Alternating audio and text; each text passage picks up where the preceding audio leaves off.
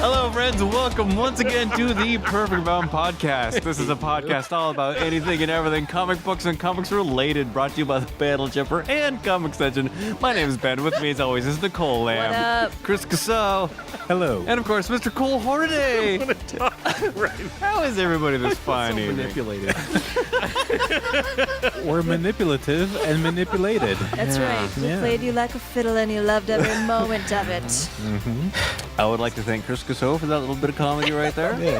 It's not appropriate for the podcast, so we will refrain from repeating That's it. right. Nope. However, it was very It is, but clever. it isn't. So It's a line in a comic book that made you laugh. It is, but out of context, it was like, "Oh, you got me." Hey, before we roll on, I wanted to make a comment I didn't do the last two sessions that we're recording this evening. So, if you recall, like a couple of months ago, I took a pretty furious. How do I say this? I took a pretty furious dump on the Umbrella Academy, the comic book, and I said some very characteristically snarky and nasty things about Gerard Way, and well, I got to tell you, I watched the entire. I'm sorry, guys, did I split you open? Power through, brother. Power through. Okay, do we need to have a moment? Yeah, I did, didn't I? Okay. Oh, and he's crying. Why are you crying, Chris? Anyway, I watched the entire Umbrella Academy series on Netflix, and I loved it. In fact, I got really excited about it.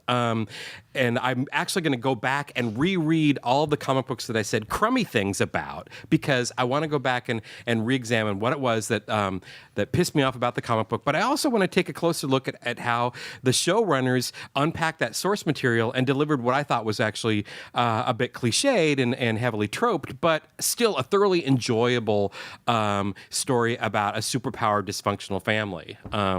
I loved all the characters in the TV series. The musical interludes are like superb, and they pulled out stuff from the comic book that I didn't see as being valuable or genuine, and turned it into something really great. Now, the takeaway is that the Umbrella Academy TV series is a dark version of the X-Men. In fact, we even do the Dark Phoenix.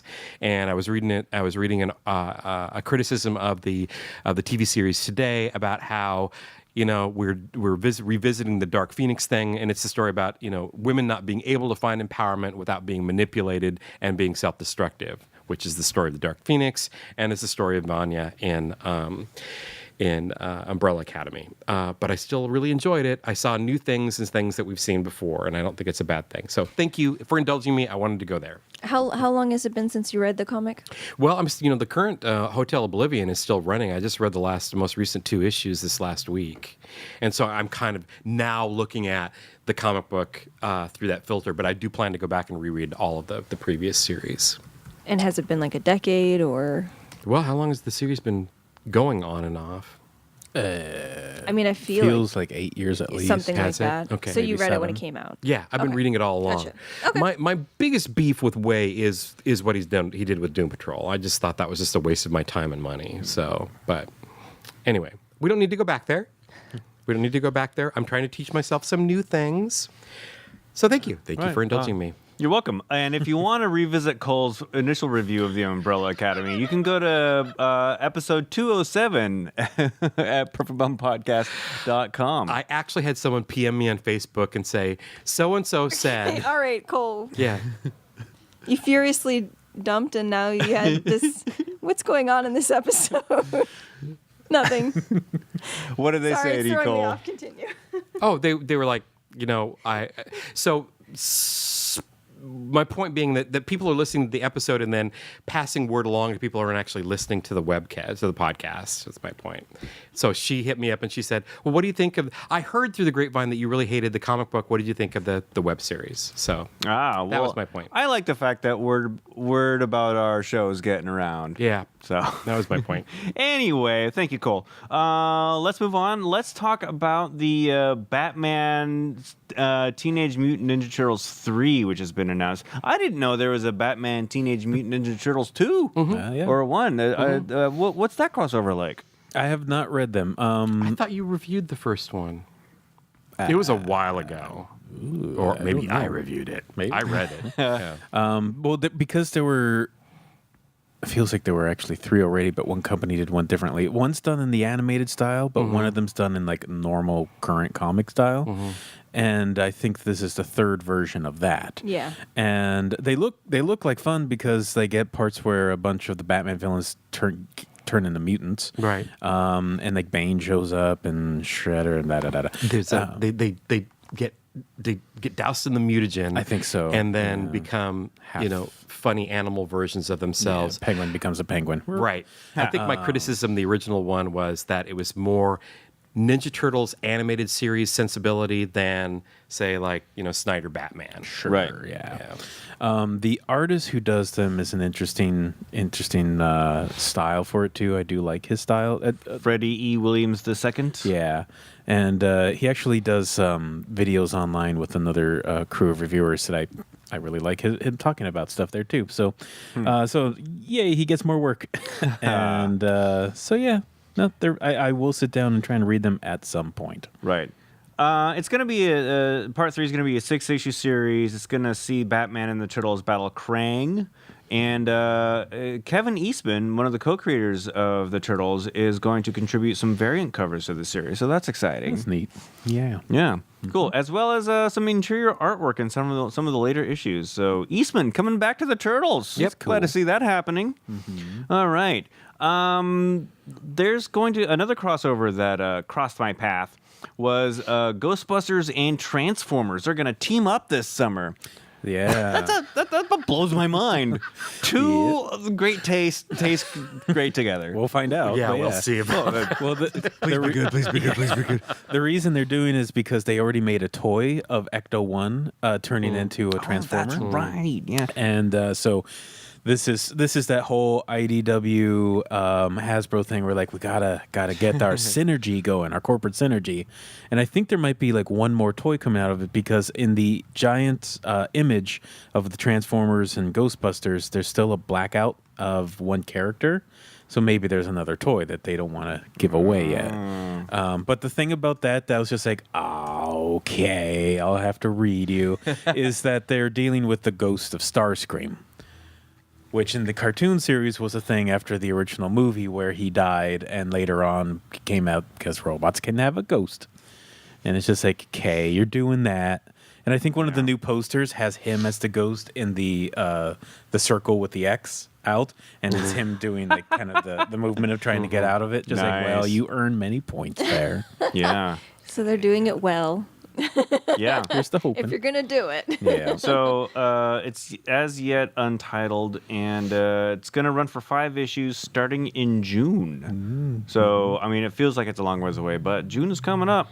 All right. Speaking of Ghostbusters, just because I like Ghostbusters, there's going to be another film. What? Have you guys heard about this? Yeah, just heard they had recently. a teaser trailer not too long ago. Oh, did they? Yeah. So Jason Reitman, who's original Ghostbusters director Ivan Reitman's son, he's going to helm what they're calling Ghostbusters 3. This article from CBR.com is basically just getting reaction from everybody who was involved in the reboot that was in 2015.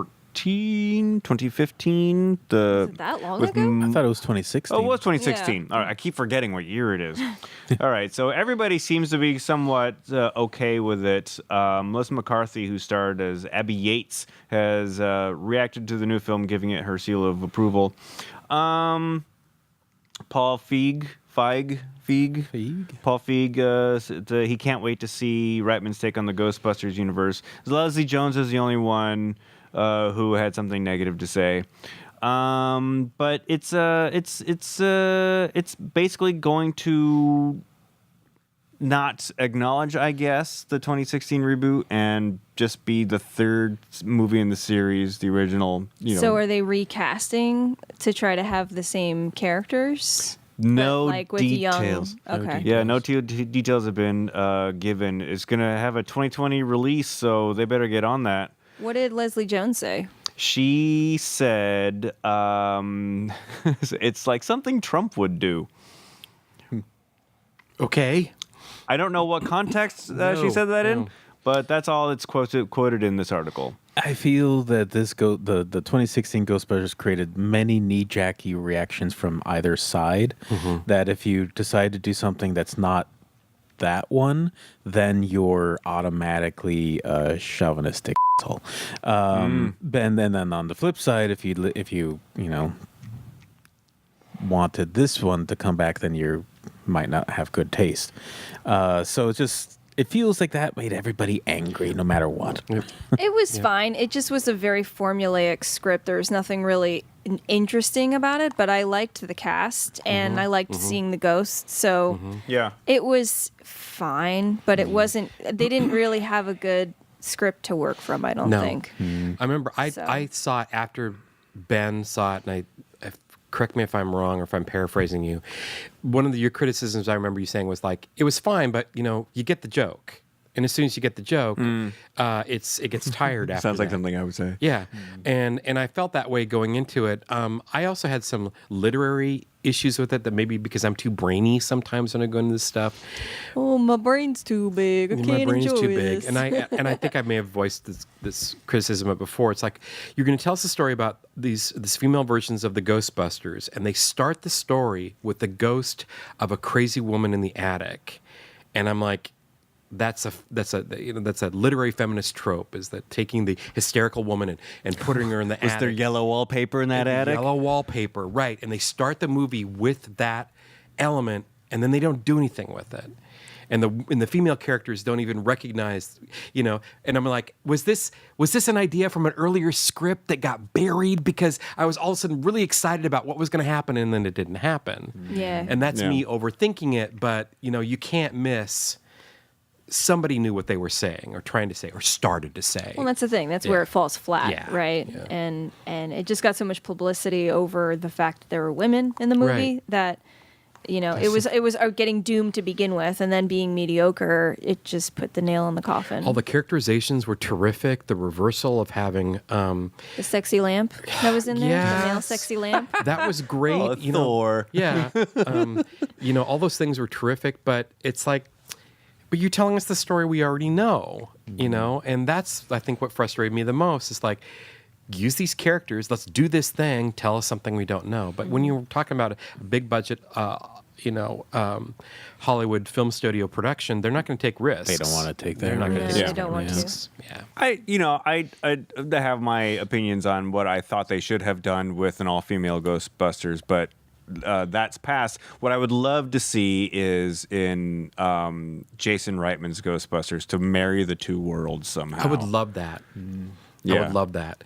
Now, supposedly, there's the Blu-ray version of the all-female version that's like, 20 minutes, 30 minutes longer. And people kept telling me, this is the version you got to see. And it's like, well, that's great, guys, but I don't have access to that. I don't have a Blu-ray player. I don't know where to find it, But numerous people said, that's the version you need to be seeing. And I'm like, That's what they said about Batman versus Superman, and I spent 3 hours watching that trash pile. and you know what? I love you that you took that hit for me. I'm grateful to you. There was no detecting in that movie. None. No detective skills. 0. They were first level at best. My mother's name is Martha. Computer, answer this question for me. Who wrote this letter? I'm mad at them. Who's Superman's mom? Anyway, I don't know how you move on for there. I'm sorry. Yeah. well, speaking of movies, Ben. since we're on the movie train, seems to be the theme of most of the subjects today. How did that happen? A movie that you reviewed last week, Chris, Alita should've saved Battle that. Angel. There's an article here from CBR.com that says it proves Hollywood should adapt more manga properties. And that's no secret to you. You really like the film. Yeah. What other what's your ideal manga property to be made into a movie? Like My head explodes. of all Probably a the food books comic. of all the books on the shelf over there, what would you want to give an unlimited budget to? I mean, I do love me some Delicious in Dungeon, but I do love To Your Eternity. That could That'd be be a good. good That could one. be more like a good TV show, though, maybe. Yeah, it could but, be. Yeah, it would be better long form. Planetes. Yes, that could be would done be in a perfect movie. because that's like real world sci-fi. It's just 2 Yes. volumes. It's just really good. That would be affordable. It would be affordable. Yeah, you Planetis would be probably towards the top. I think you could condense that into 1 2-hour movie. Probably. Yeah, that would be a good one. Well, I'm getting the impression, though I haven't seen Battle Angel Alita, that, the comic book property is going to be drying up here pretty fast, so they're going to be moving. Film studios are moving on to exploring manga and whatnot because we have the technology. Yep. But also, some of these properties they've already experimented with have been pretty disastrous, like the whitewashed version of Ghost in the Shell, and that that film just came and went because it was so poorly received. Mm-hmm. That's my concern, is that in adapting these, how much cultural sensitivity is going to be practiced. Yeah. And I think it was when you were reviewing Battle Angel Alita, one of the things you pointed out, it's like you've read the comic book and there's also the anime series. So there's a lot of the comic book. You've read the manga and there's the anime series, but there's like these multiple proving grounds of making the series work. Like there's the original, is it a Tomo, Ghost in the Shell, mm-hmm. and then there's the standalone complex anime series, where these ideas kind of get pounded out and shaped and proven before they would maybe go on to a feature film. Right. And I think that's a good thing in a lot of ways, but it doesn't always work. Mm-hmm. So like, what is my question? I lost my question. It's okay. Because I'm good at that. Really While you were doing that, I'll Yes. spell for you. I was thinking of a couple others. So there's already a thing on Netflix. It's called Gantz, and this is like a CGC movie of it. CGI movie. But is it graded? I think that would be actually a pretty interesting one to transfer, and it's one that they can if we had to westernize it, we could make it just a version of it exist somewhere in the States, because it's a concept of a group of people being resurrected to fight monsters and aliens. Doesn't have to be necessarily in one location in the world. So that would be an interesting one. Did I give you enough time? Nope, you did great. Let's just go in your direction and forget I ever set my foot on the path. We'll probably be happier for it. So, yeah. There has been talk of a Akira movie. I thought that was a definite. But that was the one that everybody's very afraid of. Absolutely. Because the funny thing is, there is one character in there that is a white man, and it's like, I bet you that's the one they're going to miscast somehow as well, and not have the one American person be American, and then they'll also whitewash everybody else by accident. Sure. Well, and it's in Tokyo. Isn't it like Neo Tokyo? It's Neo Tokyo. So, I mean, there's other mangas that don't exist within, even our realm or something like that, so you could do you could cast anyway, so you just have to make sure you're appropriate to the material. That one I'm afraid of, because I love the original film, and then I finally, after years of searching, I know they're all back in print, but for a long time the original series in English was out of print, and I managed to track all those down, because for years people had told me the story is much more involved than the movie, and yes, of course it is, because it's manga, and I love the complete series of Akira. It's really fascinating. Mm-hmm. So yeah, an Americanized version of that would actually, if it's done wrong, would pretty deeply offend me. Yeah. Did Attack on Titan start out as a manga? Yeah. Yep. How was that movie? I've not seen it. I've seen the live action versions. How was that? I've seen. I enjoyed it. It was weird. I've only watched. It should be. Yeah, it should be. Yeah, it's. Those giant zombies are really creepy. Yeah. And to have them be, they were real people that were, makeup and prosthetics, super, CGI'd into interacting with little bitty people. Mm-hmm. It's a 2-part movie. It had a limited cinematic release, and I waited patiently for them to come out on DVD. They weren't streaming. But, I have very little familiarity with the manga, and I only watched bits of the anime series when it was on Cartoon Network. So my complete entry point was actually the live action film, which was a complete story, but really what I wanted to find out was, who the heck are these giant zombies? Why are they so difficult to kill? And maybe it ruins the story, because at the end of the 4-part film, or 4-hour film, the 2 parts, you get all the answers, and maybe, that destroys the follow through for any future stories. I found the characters to be a little bit tepid, but you can't beat these action sequences where they're like, jumping all over the places. They've got these these these guns that they're shooting in the cords, and they're swinging and they're flying, and they're running with their swords up the thighs of the giants. I'm like, that's really kind of amazing. So I dug that. Yeah. Cool. All right. I am a hero. Alrighty. Really? Do you think a so? TV series. Final You don't answer? think we're done? TV series. You don't think we're done with zombies yet? Not with this one. Yeah. I'm not disagreeing with you. I wanted to propose it because there's so few manga that I'm familiar with, but I've only read the first 2 volumes. I love it, but I'm like, are we done with zombie stories I think you need yet? to get the right director on it because you just got to get that tone. And it's also a different type. It's expands on what a zombie thing can be. Is for me, it's because they're not flat out zombies to me. They're still kind of alive and doing weird stuff. And there's later volumes, no big spoiler, but you get to see things from their perspective once in a while, and that's very interesting.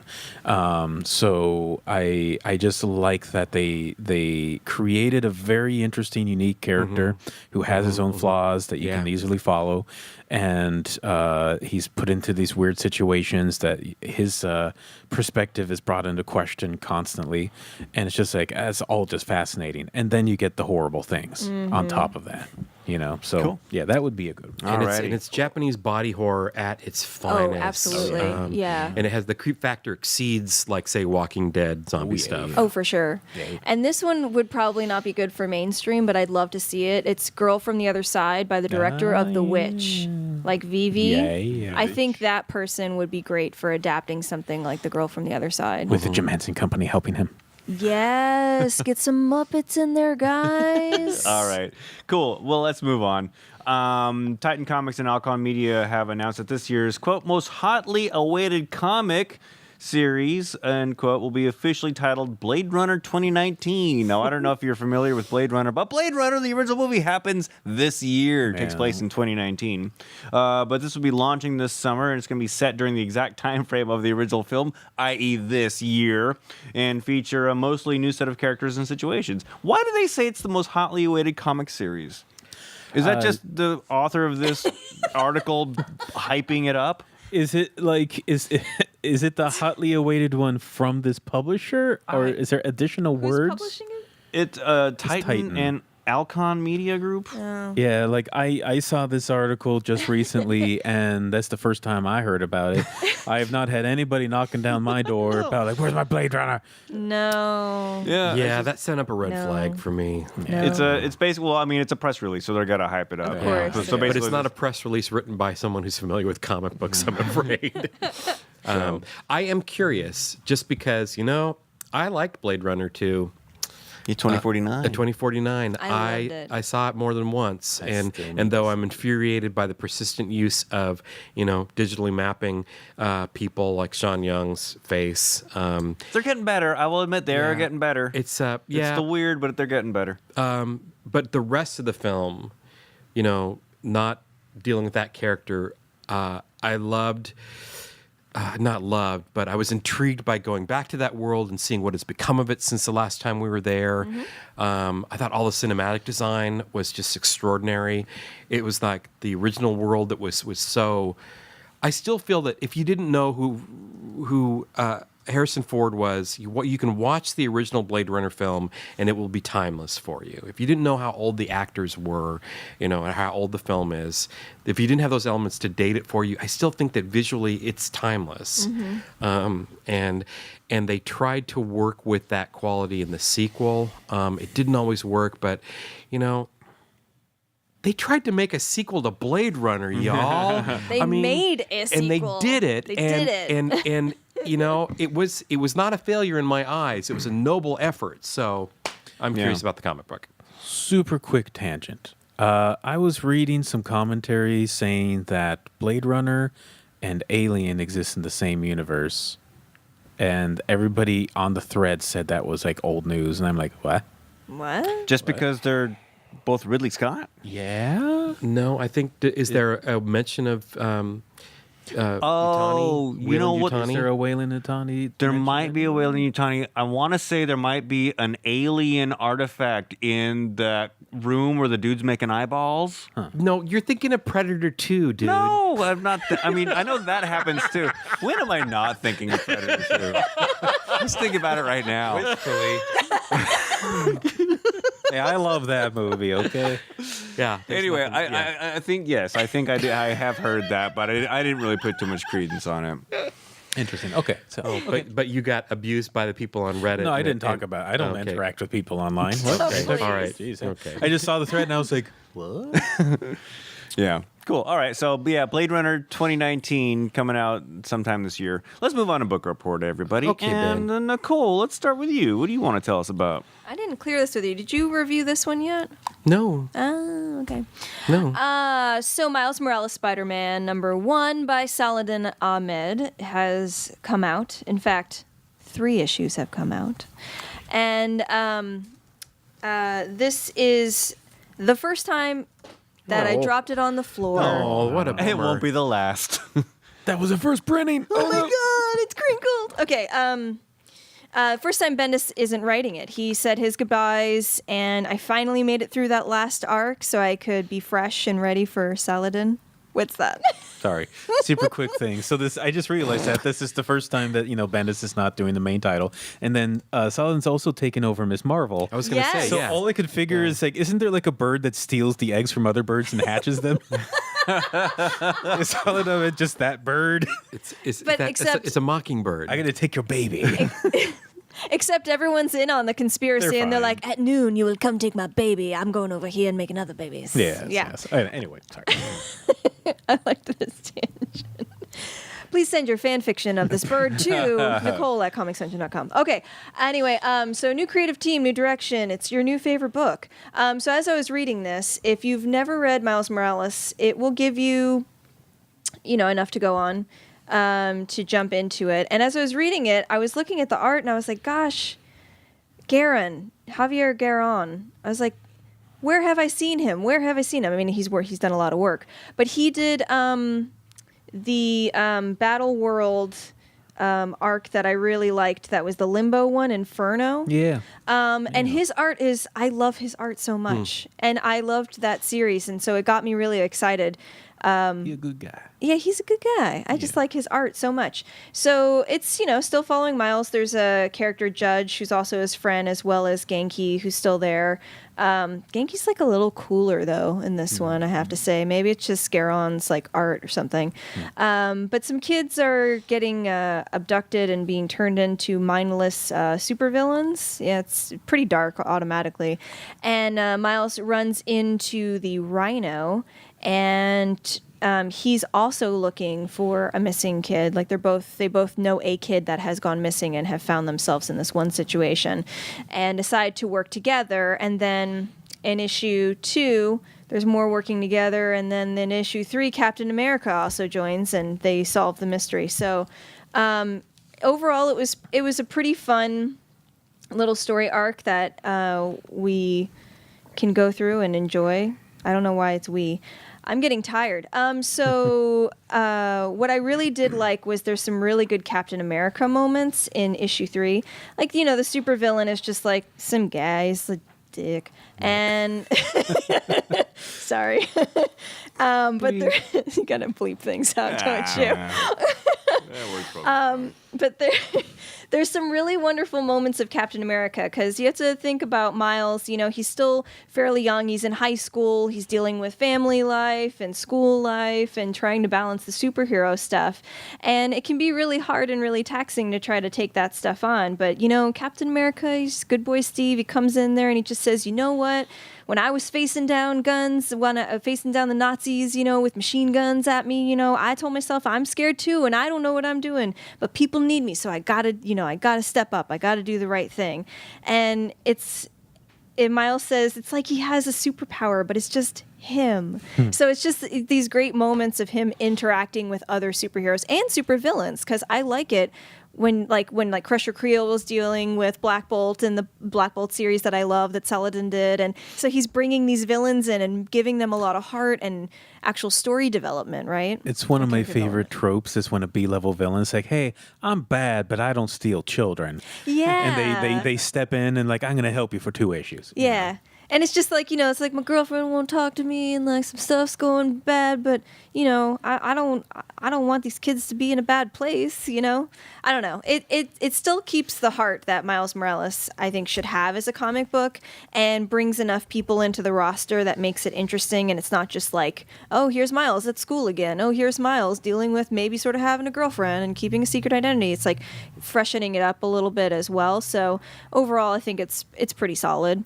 And carries the legacy pretty well. So I hope Garon stays on because it's one of those things like Fantastic Four had Sarah Bocelli on it, and I love Sarah Bocelli, and now we have Aaron Cuter. Yeah. And he's fine, but it's not Sarah Bocelli. And it's just the thing that happens time and time and time again where you get an artist that starts it off, and then they either disappear forever onto another project or they take a break for, an arc, and it's fine, but it's just not what I signed up for, and that just it just never stops being disappointing when those things happen. Yep. And Garon I just love it so much. It's so much fun, and I think it fits so well for this title that I don't want to see you leave, Javier. So that's what I think about that guy. Cool. All the guys. Multiple guys. Good guys. All righty. Miles Morales, Spider-Man. Thank you, Nicole. Chris Cassell, what do you got for us? So I don't think I reviewed the first issue, so I'm just going to catch up real quick through Outer Darkness by John Layman and Afu-chan.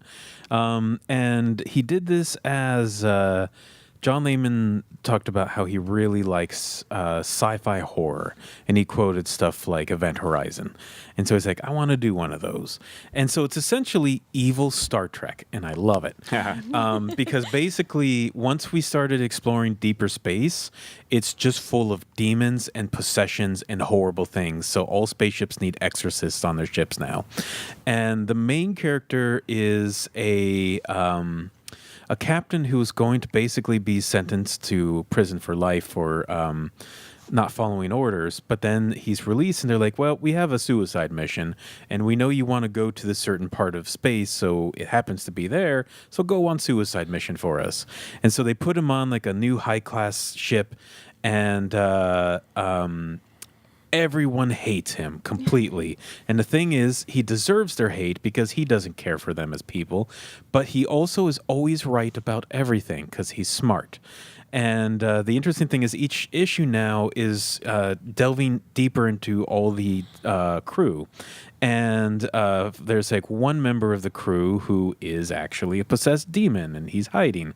And there's another character who was a demon god from another planet who was banished, and like nobody knows this about him. He's just an alien with no memory, and the captain never remembers his name, so he's just like, it's Chief Navigator Alox.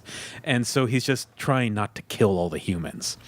And the first captain is always undermining, or the first officer is always undermining the captain, and like he actually has some moral codes, but the captain's always right about the things he's predicting. So it's just very interesting character interactions, an interesting setting, an interesting world where science and technology meet. And I forgot to mention the engine of the ship is a ancient Mesopotamian demon, and they have to give it sacrifices every once in a while so it'll power the ship. Like you do. The art is by Afu-chan, who worked on Spira, which is a book I really liked. And he just does great work with aliens and an interesting color palette. I just really, really engaged with the book right now. So we're 4 issues in, and I do recommend Outer Darkness. Cool. Thank you, Chris. And finally, Mr. Cole Hornaday, what do you got for us? Well, I'm going to sort of like do a review of the entire Little Depressed Boy series. I'm going to try and keep it brief. Just a little review. Just a little review. So, Little Depressed Boy, I'll give you a little personal backstory. Our friend Jim Jewell went to the, I think it was Half Price Books paper bag sale a couple months back. I never make it to those. I don't need to because Jim goes there and gets the best stuff for me or shares it with me, which is all, because he also, it's too early on a Saturday morning, y'all. I'm not going to get up and go in there with my brown paper bag and forage. I'm not in the mood. I want to sleep. So he came back with the first 2 trades of Little Depressed Boy. He handed them to me at the college, and he's like, you got to check this out. And I'm looking at it going, I do not want to read your sad little emo comic book, Jim. I don't want to read it. So I read the first one. I'm like, oh, this is really charming. Because what I didn't realize is that, I was in the mood for something that was a much smaller scope. So the story of Little Depressed Boy, it's written by S. Stephen Struble and drawn by Cinna Grace. It's all set in semi-rural, it's Amarillo, Texas. I don't know much about Texan culture, but it's set in a relatively small college town. And the series was published by Image Comics between 2011 and 2014. There are 5 trades that cover like the miniseries and stuff like that. There's an early, there's like an early like a 0 trade before the character was developed. So Little Depressed Boy, he's in his 20s. All the characters are in their 20s. You'd think that would turn me off, but I found them to be incredibly relatable, and I got caught up, and I wound up tracking down all 5 volumes and reading the whole series. And this is probably a series that you would think would be more like Fantagraphics fare, but it's not. It's Little Depressed Boy it's not all about his mental health.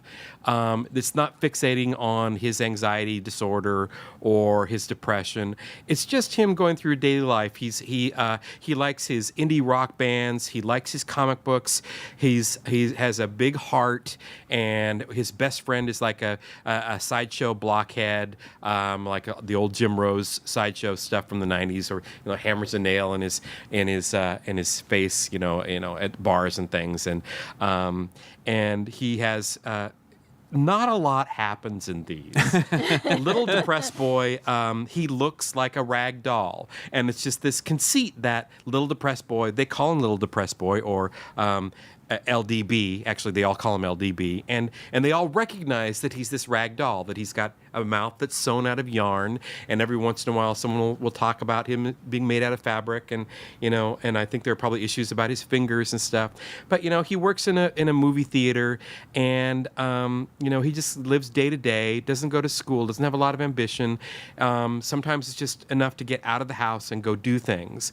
But it's not a lesson in mental health and mental health survival in the modern age. It's just a really charming kind of slice of life story. He meets one girl named Jazz, and she's kind of wackadoo. And the more he's dealing with Jazz, and he's having the best time with her because she's big and she's boisterous and she's full of energy. And they go out on like 4 dates, and he's thinking, I'm really into this girl. And then they go to a party, and she introduces him to her boyfriend. Yeah. And I'm like, I dated that chick. I know that personality. And then he finally, by the end of the series that has been printed, I think Struble said at one point in 2016 that the book has not been canceled. It's on a hiatus. So he falls in love with a young woman named Jazz, who is his manager at the movie theater where he works, which is, that's a no-no because no fraternizing. But they have this really sweet relationship. She's going to college. He works at the movie theater. And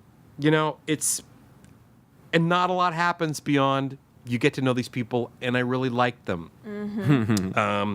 And it was actually really refreshing to read these stories that don't demand a lot of your attention, after dealing with like big epic monster brawls and superhero punch-ups. And it's like, wow, I thought this was going to be a waste of my time, and it was going to be self-indulgent, and I was going to be depressed by reading stories about a little depressed boy.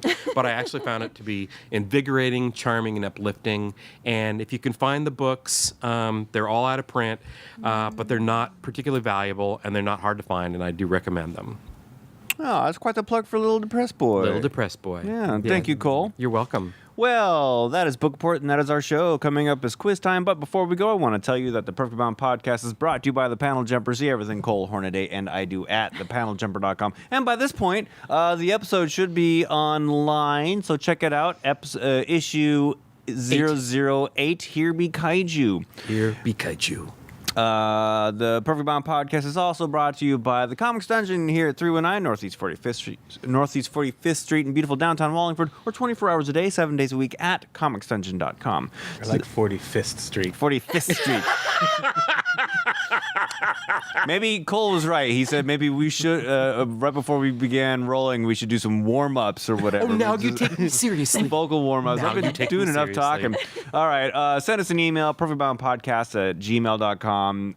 Get your quiz hats on, everybody. It's quiz time. This week, the questions come to us from me. What?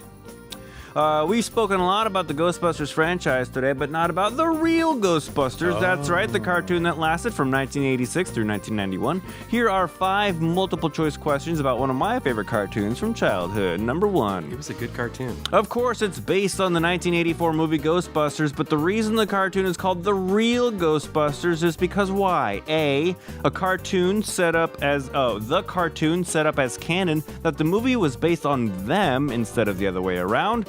B, because another company had the rights to the name Ghostbusters for an animated cartoon, but not all derivations of. Or C, to convince children that cartoons are real. B. Do you say B? What do you say? A and B. You both are correct. It is A and B. All right. Number 2, none of the original actors reprised their role in the cartoon, but one came close. What happened? A, Bill Murray recorded all of Peter Venkman's lines for season 1, then decided he didn't want to be involved and made the production company hire an actor to re-record all of his lines. B, Dan Aykroyd offered to do the voice of Ray Stantz, but the production company refused because his voice, quote, didn't test well. Or C, Ernie Hudson auditioned for the role of Winston Zeddemore, the role he played in the movie, but lost it to Arsenio Hall. I think it's number 3. It is C. He auditioned, but they gave the role to Arsenio. That's just really crappy. I'm not a good enough me to be me. Yeah. That's not the first time in Hollywood that's happened. Oh, yeah. Number 3, the show boasted a wealth of talent in the writer's room, including what writer who has written for Amazing Spider-Man, Fantastic Four, and Thor? A, J. Michael Straczynski, B, Marv Wolfman, or C, Tom DeFalco? A, it is J. Michael Straczynski. He also served as story editor and is sometimes credited as Michael J. Straczynski. Yeah. Number 4, Slimer was a popular character on the show as the troublesome sidekick. Originally dubbed Onion Head during production of the 1984 movie, Dan Aykroyd always stated the gluttonous Onion Head was what? A, a euphemism for studio execs trying to control the direction of the movie. B, symbolic of Aykroyd's own battle with bulimia. Or C, the ghost of John Belushi. Whoa. I want to say A. It is not A. Say C. It is C. He always said it was the spirit, the ghost of John Belushi, Wow, who I'd originally never heard that. Aykroyd wrote the movie as a vehicle for he and Belushi. Wow. And finally, number 5, ABC brought in a consulting firm called Q5 to make the real Ghostbusters more kid-friendly and merchandisable. This included dropping all references to the occult and introducing teen sidekicks, the Junior Ghostbusters. Famously, they also overhauled hard-talking tough-as-nails Jersey girl Janine Melnitz into more of a motherly figure, giving her a new conservative hairdo, removing her Jersey accent by replacing the voice actors, and swapping her triangle-frame glasses for round ones. What was the reason for the new glasses? A, ABC had just inked a deal with lens crafters, and so her new frames was worked into the story arc that week.